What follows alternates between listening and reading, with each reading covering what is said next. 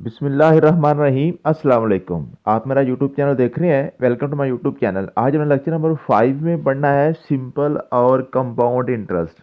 ये जो इंटरेस्ट के बारे से क्वेश्चन आते हैं, मीन्स के जिसको हम शरह सूद कहते हैं या जो मुनाफा वगैरह होता है बैंक में, वो किस तरह से होता है, ये क्वेश्चन आपसे इंशाल्लाह ताला एक या दो क्वेश्चन आएंगे। एक तो मस्ट आएगा इंशाल्लाह, तो हो सकता है दो क्वेश्चन भी कभी कभार पूछ लेता है। सिंपल और कंपाउंड इंटरेस्ट के वाले से क्वेश्चन जो आते हैं, उसके लिए आपने सबसे पहले सिंपल इंटरेस्ट के वाले से आपने जो फार्मूला याद करना है वो है जी S I. S for simple, I for interest. Simple interest is equal to P R T. P से क्या मुराद है? पी से मुराद है जो भी आपकी प्रिंसिपल अमाउंट होती है, मीन के पेमेंट जो होती है, जो आपके पैसे होते हैं बैंक से जो आपने लिए होते हैं या बैंक में जमा करवाए होते हैं। आर से मुराद होता है रेट। रेट का मतलब होता है कितने परसेंट आपको सूद पड़ना है, किस रेट पे आपने एग्रीमेंट किया है, वो आपका रेट है। और टी फॉर टाइम है। टाइम मीन के कितने साल के लिए आपने वो पैसे लिए हैं या कितने साल के लिए पैसे आपने बैंक में रखे हैं। आपको पता है ये जो सूद होता है ना, ये जो रेट होता है, ये जो आपका इंटरेस्ट होता है, ये आमतौर पे सालाना ही दिया जाता है। एक साल के बाद ही अगर आपने पैसे लिए हुए हैं बैंक से तो आपको सूद पड़ता है, अगर आपने पैसे बैंक में रखे हुए हैं तो आपको वहाँ से मुनाफा मिलता है। तो ये जो है ना सिंपल इंटरेस्ट, इसके वाले से आपने जस्ट ये फार्मूला याद करना है पी आर टी। अब ये simple interest is equal to P R T है ना जी, इसकी इसी फार्मूले को ही बार बार वो तोड़ मोड़ के आपसे पूछेगा। कभी वो जनाब आपको ये दो चीज़ें दे देगा, तीन चीज़ें देगा, बताएगा टाइम, पूछ लेगा कि टाइम बताएं क्या है, या वो आपके पास जनाब सिंपल इंटरेस्ट नहीं देगा, बाकी तीन चीज़ें दे देगा। बस यही ये जो आपकी इक्वेशन बन रही है ना, ऐसा is equal to P R T, इसी को ही आपने बार बार यूज़ करना है और आपका क्वेश्चन होता जाना है। सबसे पहले क्वेश्चन करते हैं जी। ये सारे आपके पास पेपर्स क्वेश्चन हैं, मुख्तलिफ पेपर्स में आ चुके हैं। इसको हम बारी बारी करने की कोशिश करते हैं, इंशाल्लाह ताला आपके सारे कवर हो जाएंगे। सबसे पहला क्वेश्चन है जी, what is the simple interest on $1500 for 2 years at annual rate of 8%। कहते हैं जी 2 साल के लिए आपने 2 सालों के लिए $1500 लिया है और 8% आपको क्या पड़ेगा? सूद पड़ेगा। बताएं कितना सूद आपको देना पड़ेगा 2 साल के बाद। ठीक है जी। इसमें जो आपके पास पेमेंट है, जो आपके प्रिंसिपल अमाउंट है पी है, वो आपके पास क्या आ गया जी? 1500 आ गया। ठीक है जी। और टी जो आपके पास टाइम है वो 2 साल का आ गया, टी इक्वल टू आ गया जी। और रेट जो है, रेट आपके पास आ गया 8%। रेट क्या आ गया? 8%। तो हमारे पास फार्मूला क्या है? फार्मूला हमारे पास है P S I is equal to P R T. तो ऐसा ही हमने मालूम करना है, सिंपल इंटरेस्ट ही आपने मालूम करना है ना जी। ठीक है। तो पी फॉर प्रिंसिपल अमाउंट 1500, ठीक है जी। और आर फॉर रेट, रेट आपके पास है 8% है। ठीक है, ये आपने इनको ऐसे ब्रैकेट्स में लिख दें तो आपको ज़्यादा आसानी रहेगी। ठीक है। उसके बाद आपके पास टाइम, टाइम आपके पास 2 ईयर है, 2 साल है। ठीक है जी। इसको आप सॉल्व कर लें। आठ जो 1500, 8% का मतलब क्या है? 8/100, ये मैंने आपको परसेंटेज का बताया हुआ है।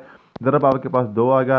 अब इसको आप काट कूट लें जैसे भी काटा जाता है, बिल्कुल सिंपल सा। ये 2 से कट जाएंगे आपके जो ना 15, 8 बार 15 ज़रब 8 ज़रब 2 आपके पास बच गया। 15 ज़रब 8 ज़रब 2 आपके पास बच गया। तो आपके पास ये आंसर आ गया जी 240। तो 240 रुपये आपको 2 साल के बाद $240 आपको देना पड़ेंगे, जो इंटरेस्ट लगेगा 2 साल के बाद।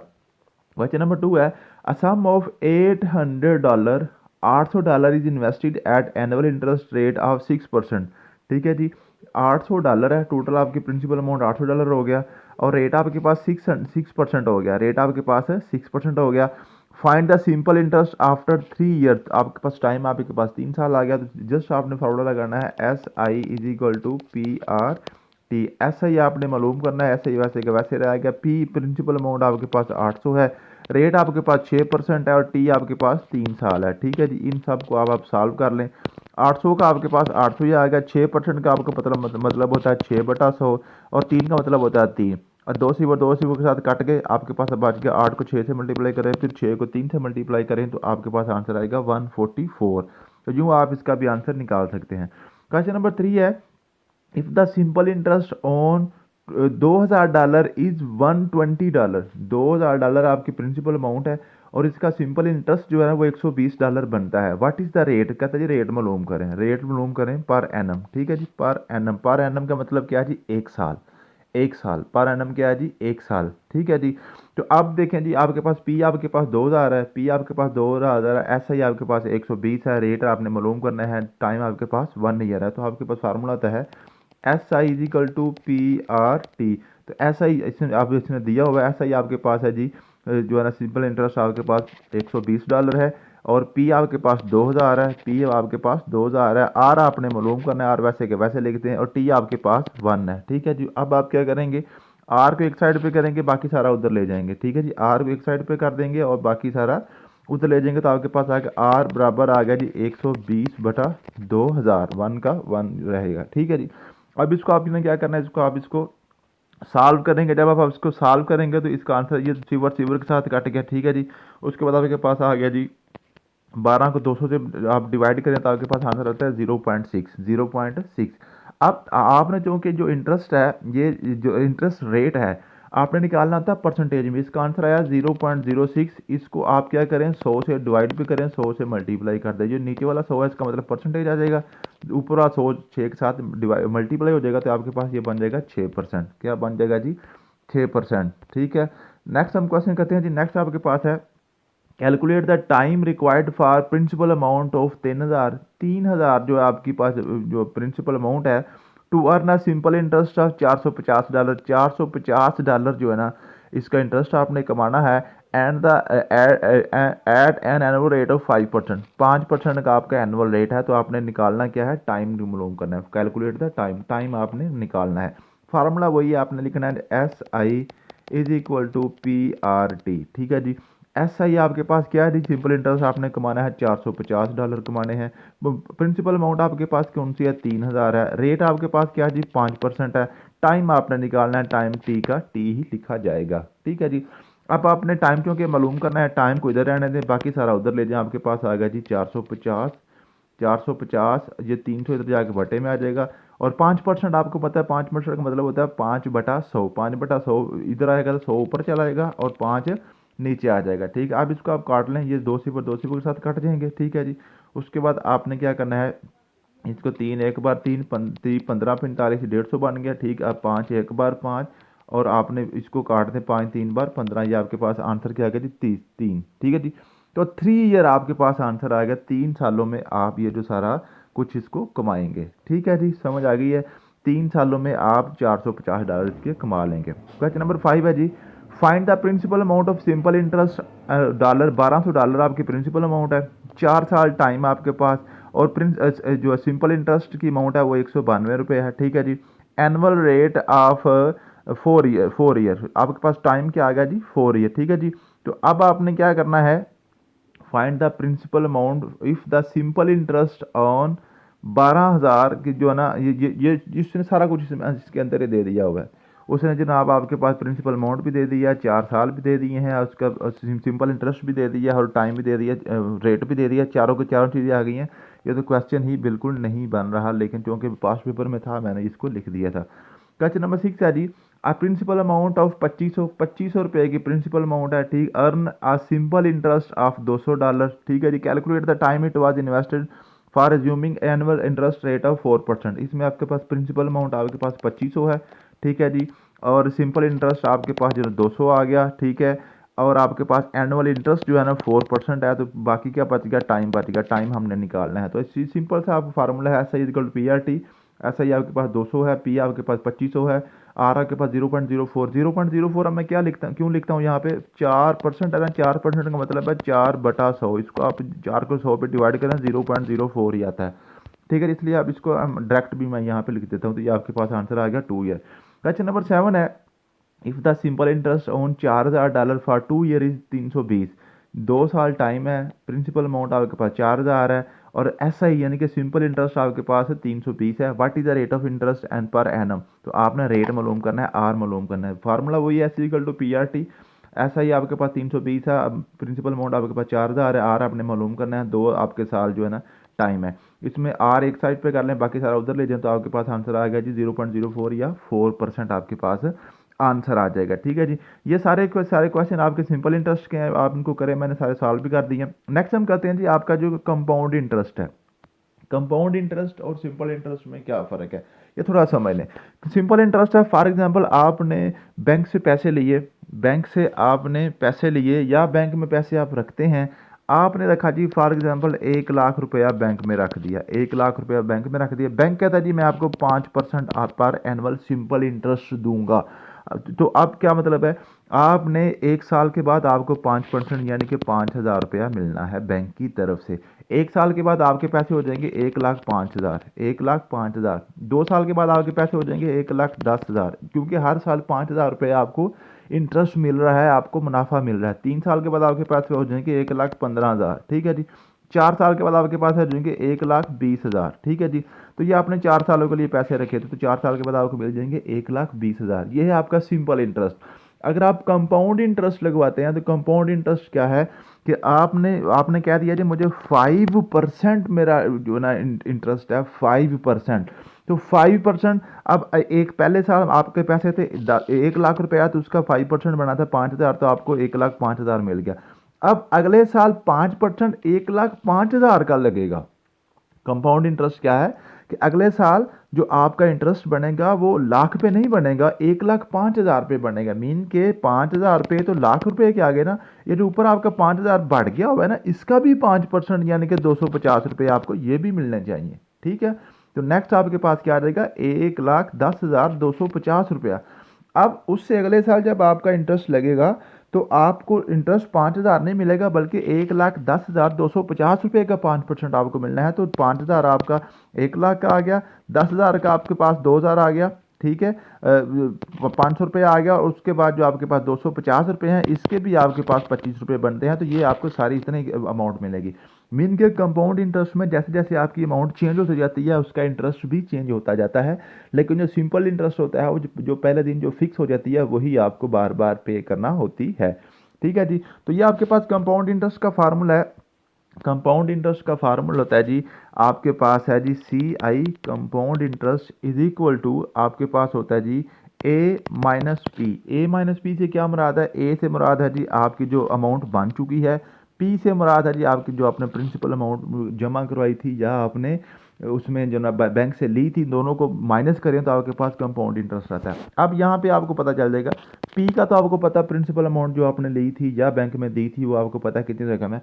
लेकिन जो ए है ना, ए से क्या मुराद है, ए से मुराद है, इसका फार्मूला है A is equal to P into 1 + R/N⁻⁷ ये आपने फार्मूला याद कर लेना है। ये कंपाउंड इंटरेस्ट का फार्मूला है।